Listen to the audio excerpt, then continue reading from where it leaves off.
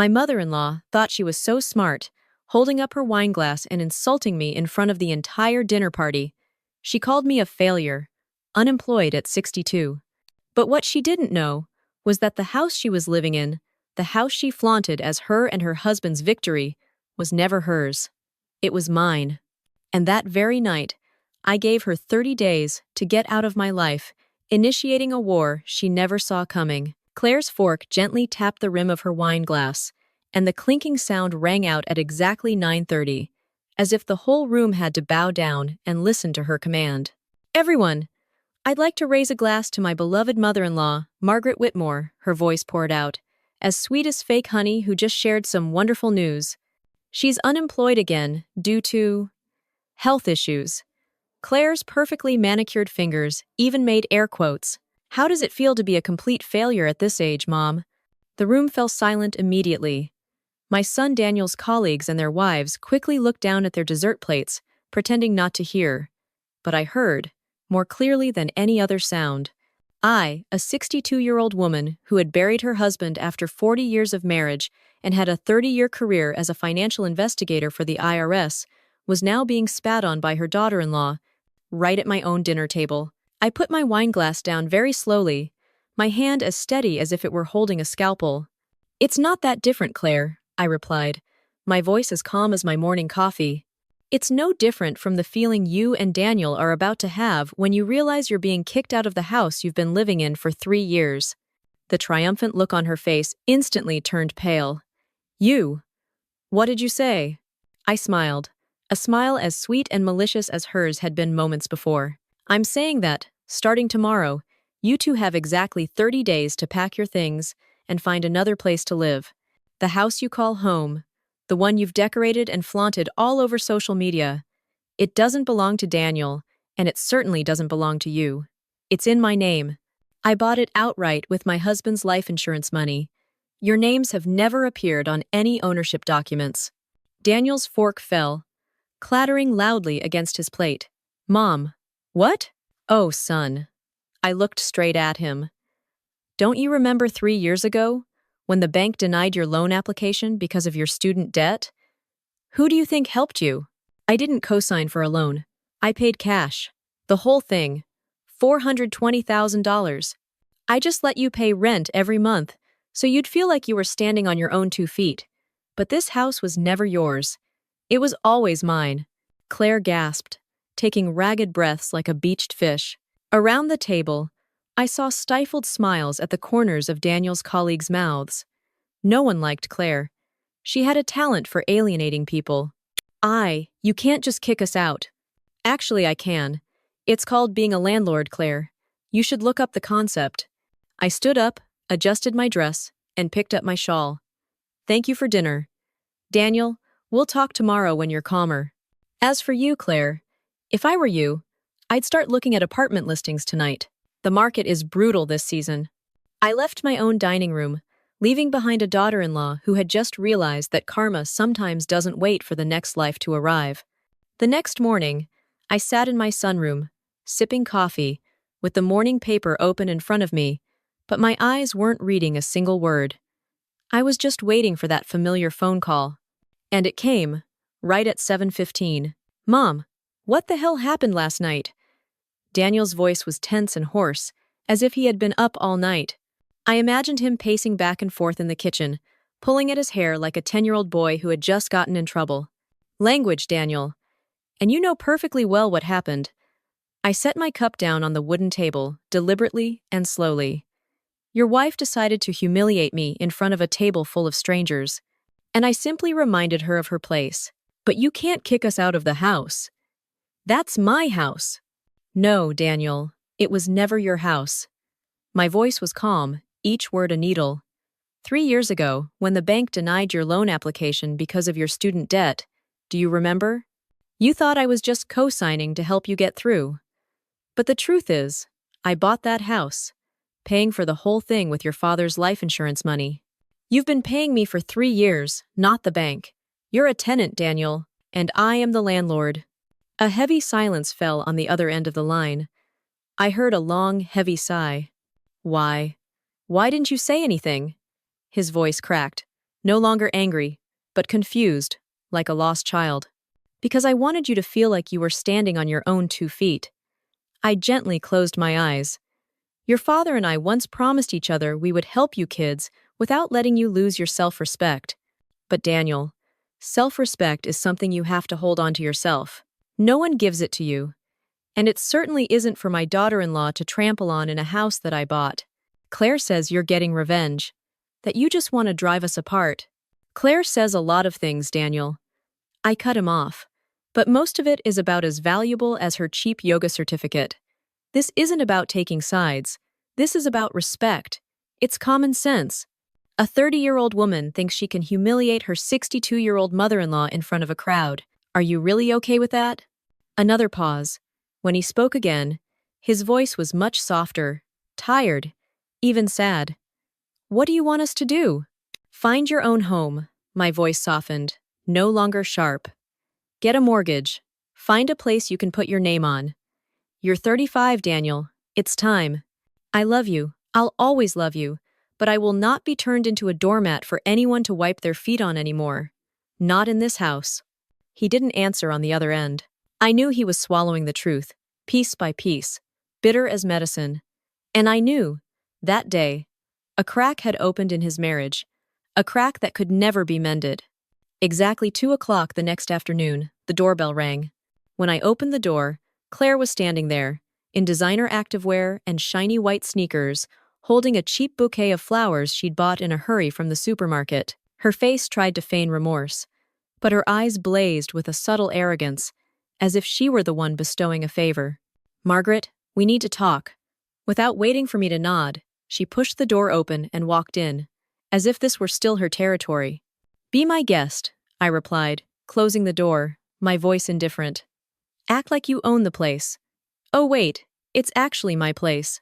She placed the flowers on the table, took a deep breath, and began her performance. I want to apologize for yesterday.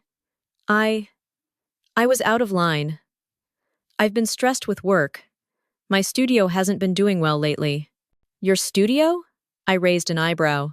The studio that after 2 years still hasn't gotten a single paying client? The studio that lives more on Instagram photos than cash flow? Her composure cracked slightly. It takes time to build a brand. You know, starting a business isn't easy. I leisurely walked towards the kitchen, forcing her to follow me like a servant. So tell me, how much have you and Daniel invested in that little pink dream of yours? Roughly. Around 15,000. Equipment, marketing, insurance, she stammered. 15,000 for a business that hasn't made a single legitimate penny, while you've been living for free in my $500,000 house. I turned on the kettle, and its bubbling noise filled the silence. Claire, do you know what I used to do before I retired? She rolled her eyes, flustered. Some kind of accountant? I turned back, my smile thin as a knife blade. I was a financial investigator for the IRS, 32 years of specializing in tracking down illegal income and inflated expenses. And as it happens, I noticed that you post a lot of pictures of yourself teaching private yoga classes at luxury villas. Your clients even tag you and thank you. Some of them even brag about the price. The color drained from Claire's face so fast I could almost hear it. Her hands trembled, and her voice caught in her throat. They're just friends, helping me practice. Friends who pay you $75 an hour, I sneered. 6 to 8 sessions a week. That's about $24,000 a year. Black money, hidden from the tax authorities. Claire, who do you think you're messing with? She collapsed into a chair, no longer able to maintain her calm facade. What? What do you want? I poured the boiling water into my teacup, my movements ridiculously leisurely in the suffocating atmosphere. I want you to understand one thing. I am not some old lady to be bullied. I am not your ATM. If you ever dare to humiliate me in front of other people again, I will send all the evidence of your unreported income to the IRS. And then, Claire, you won't just lose your house. You'll lose your freedom. She opened her mouth, then closed it, then opened it again, exactly like the beached fish from yesterday. I leisurely took a sip of my tea, the hot liquid warming my throat, and realized that for the first time in many years, I felt this good. Daniel came over that evening, alone. No flowers, No forced smiles. Just a gray face and deep-set eyes from lack of sleep. He sat down in the armchair his father used to sit in, his body slumping as if he had aged 10 years in just 3 days. Claire told me, he sighed, wringing his hands. She said you threatened to report her to the IRS just for some trivial yoga lessons. Did you really have to escalate things so much? I set my teacup down on the table and looked straight at him. Daniel, it's not trivial. Taking cash, hiding income, evading taxes. That's called tax evasion. And your beautiful wife is making $75 an hour, 6 to 8 sessions a week.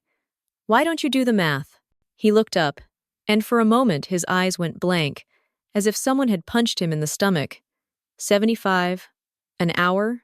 You didn't know? I tilted my head slightly, my voice still gentle, but each word hitting like a hammer. That's nearly $24,000 a year.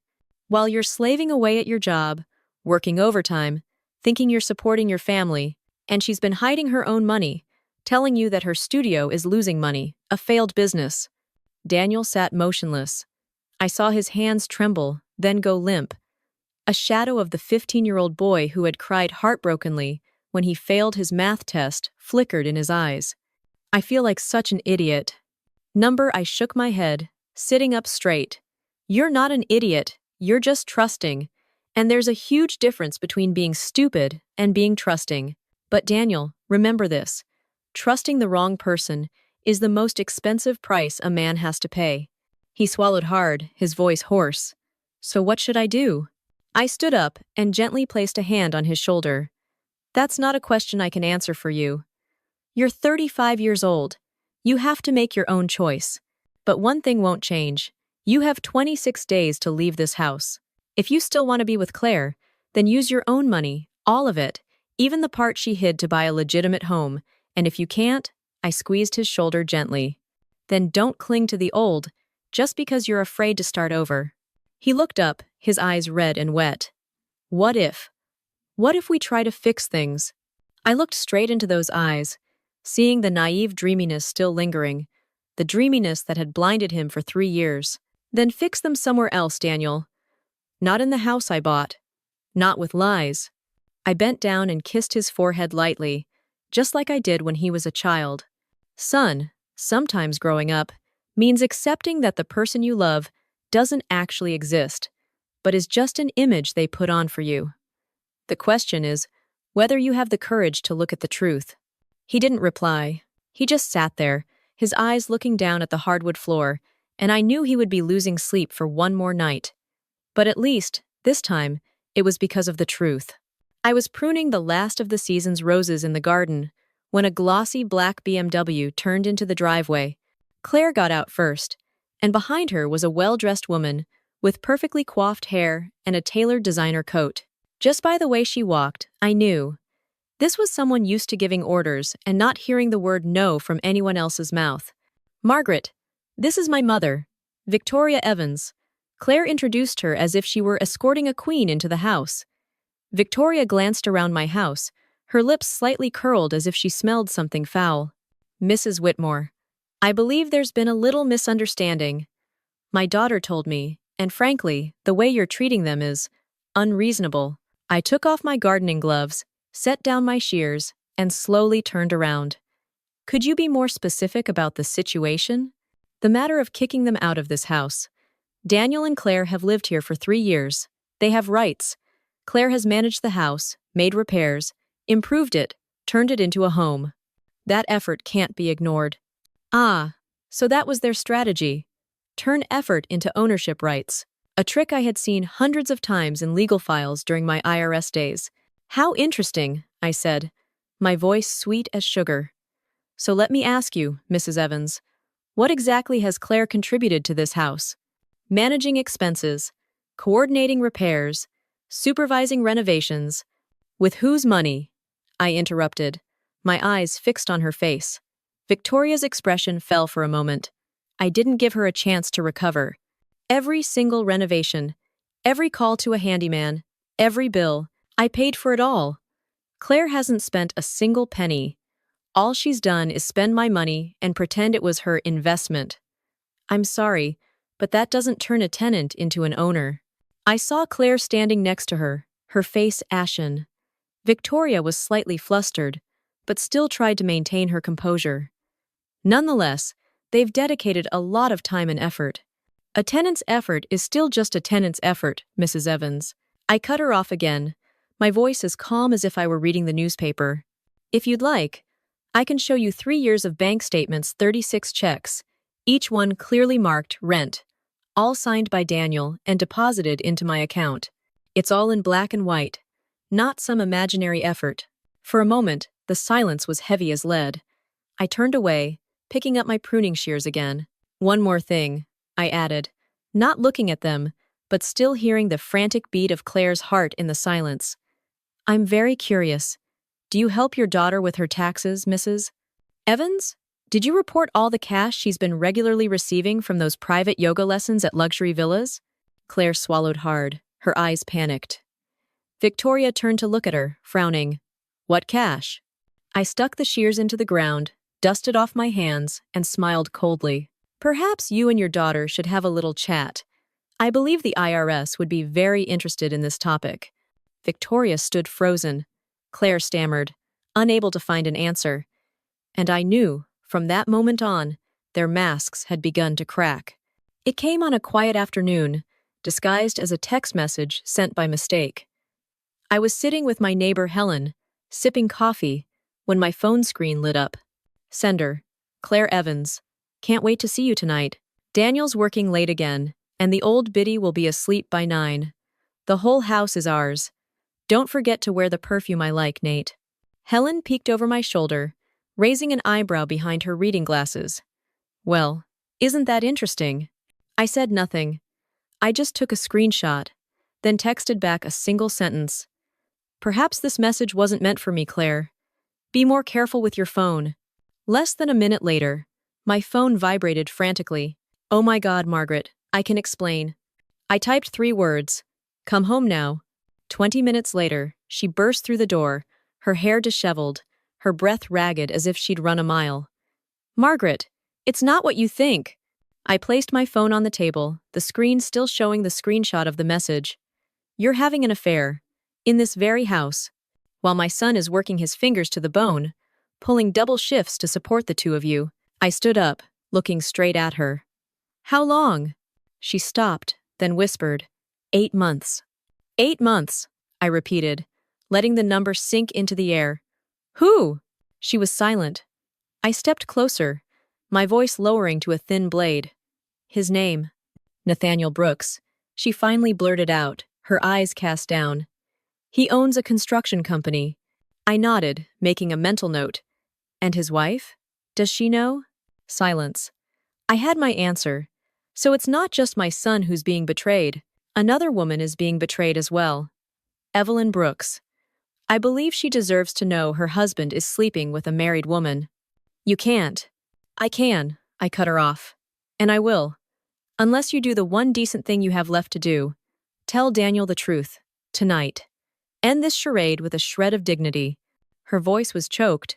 If you tell him, you'll destroy 2 families. I looked straight into her eyes, my hatred pouring into every word. You've already done that. I'm just cleaning up the mess.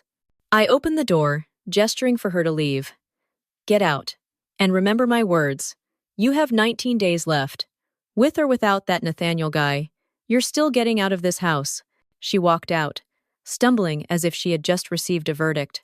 I closed the door, leaned my forehead against the wood, and for the first time, allowed myself to feel the full pain. My son had loved someone who was a liar, greedy, and utterly corrupt to the core. That night, I couldn't sleep. My gut told me a storm was coming. Sure enough, just before midnight, there was a soft knock on my bedroom door. Mom, are you still awake? It was Daniel's voice, trembling. Come on, son. He walked in, his eyes red, his hair messy, his shirt wrinkled. He slumped into the chair by my bed, his face marked with the cracks of a man who had just lost his world. She, Claire told me. His voice was hoarse, as if his throat were clogged with sand. I exhaled slowly. About Nathaniel Brooks? He nodded, his eyes distant. 8 months, Mom. 8 months she's been lying. while I've been working overtime, saving every penny for our future.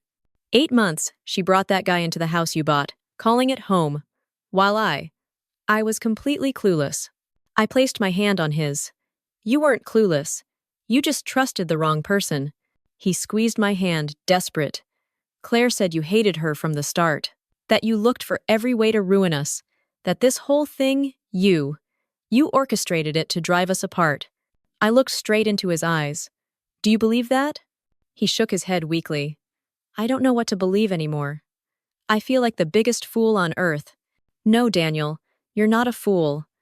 I squeezed his hand gently, my voice firm. You're a good person, and good people are often taken advantage of.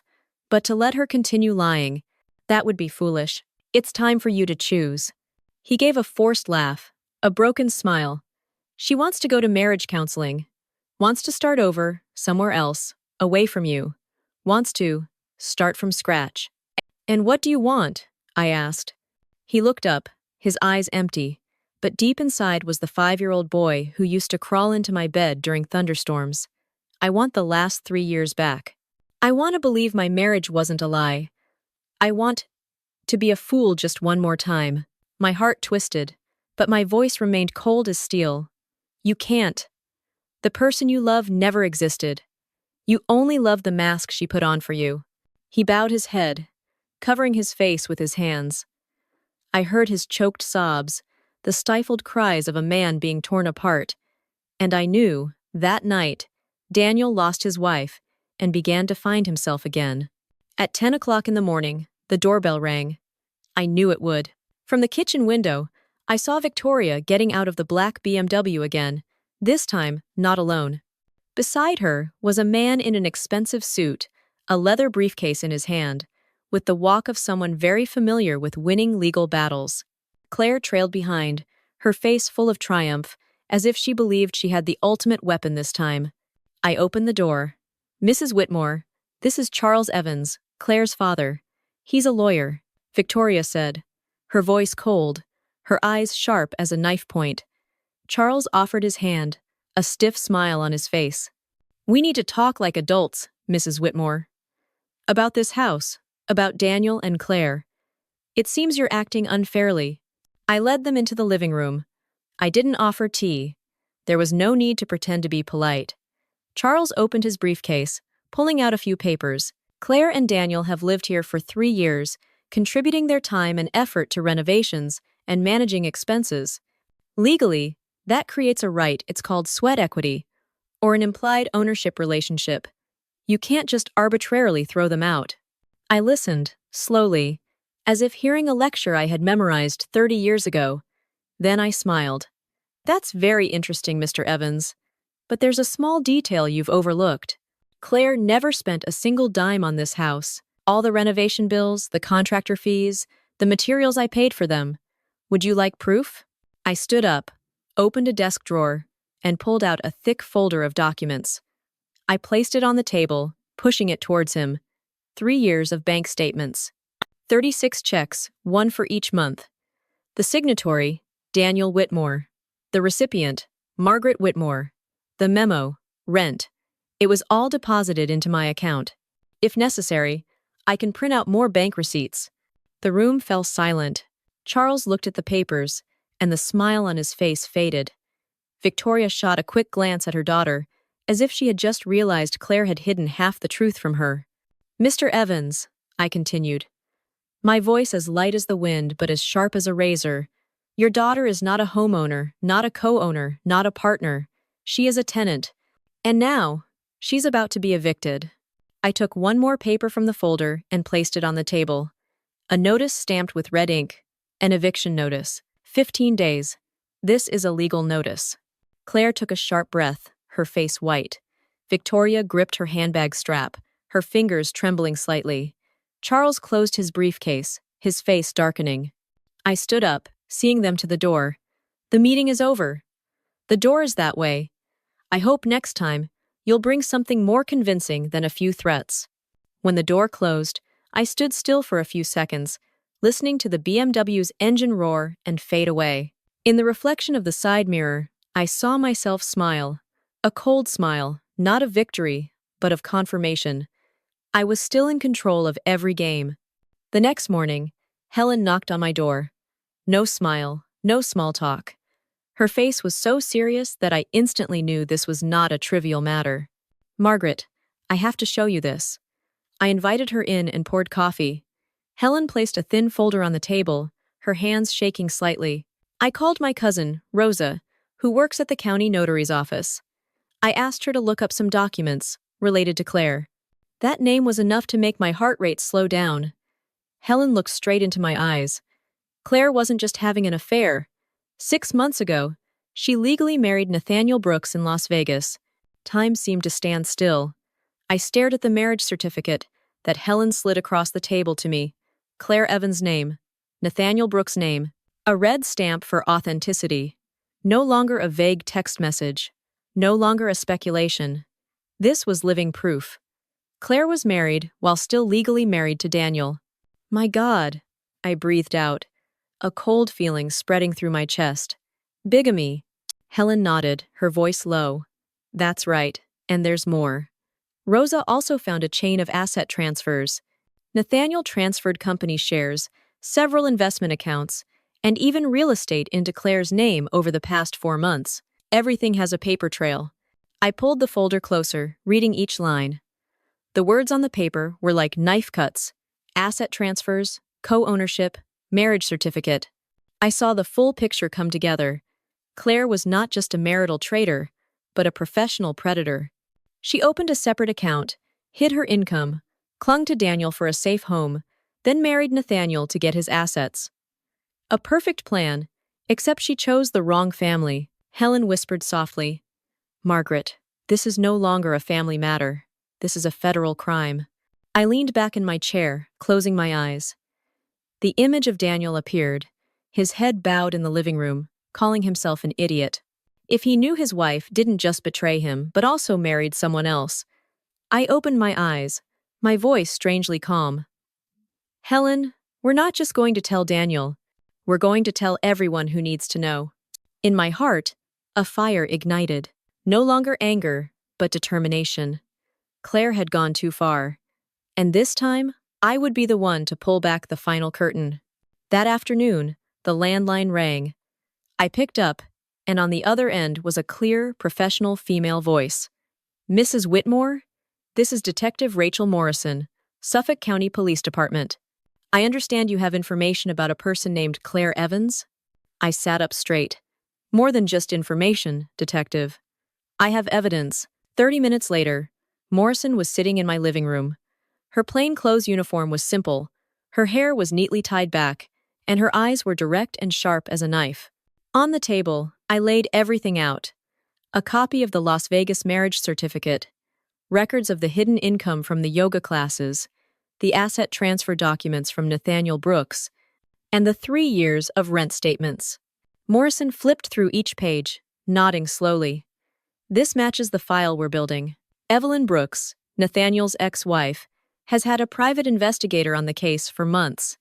She filed a report for bigamy and financial fraud. We've been following Claire for a few weeks. But the evidence you've provided," Morrison gently tapped her finger on the marriage certificate, "leaves no doubt about this case. This is clearly bigamy, plus potential tax fraud, illegal asset transfer, and signs of federal fraud." I crossed my arms, a cold feeling spreading through my body, but my voice was absolutely calm. She didn't just destroy my son's marriage, she is a systematic predator. Daniel is just her 7th victim. Morrison's eyes lit up. "That's right, we've confirmed it.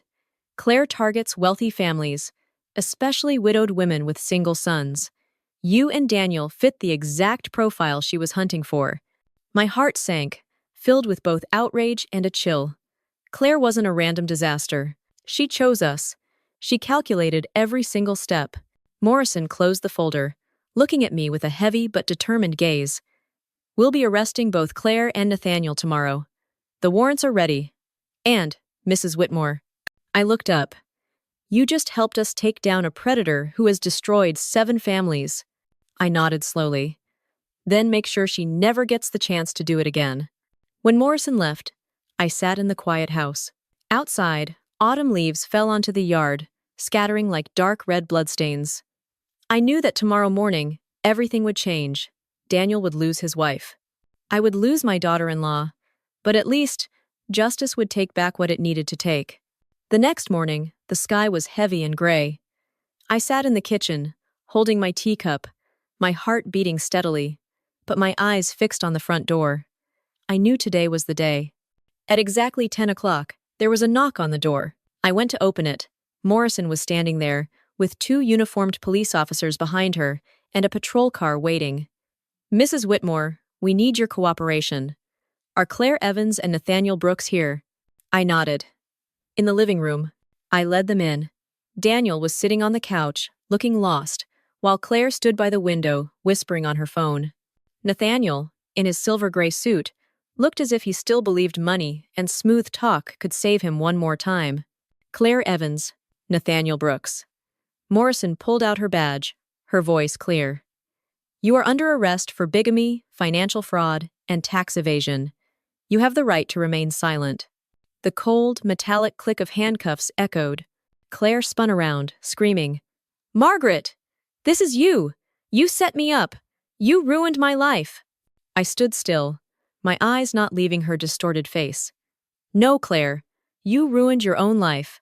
I just pulled back the curtain for everyone to see the truth." Daniel jumped up, his face white. "What? Bigamy? You married him?" His voice broke, like a child who had had the air knocked out of them.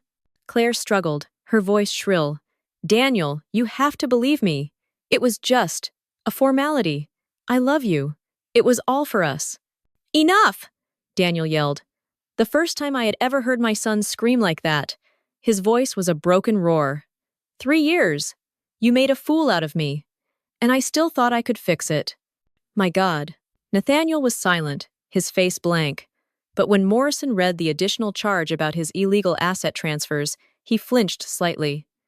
I knew right away. He knew the game was over. Claire was led away, still screaming, her words dissolving into fake tears. Daniel stood frozen, his shoulders shaking, his eyes empty. I walked over to him, placing a hand on his shoulder. "You see, Daniel? The truth reveals itself. I didn't have to say another word." He turned to me, his eyes red and wet, his voice trembling as if about to break. "Mom, how did you know everything? Before I did." I squeezed his shoulder gently. "Because I never just look at what people say. I look at their actions. And Claire's actions were always those of a liar." Outside, the police car door slammed shut. Claire screamed one last time before she was swallowed up by the metal and the sirens. Inside, Daniel collapsed onto the couch, burying his face in his hands.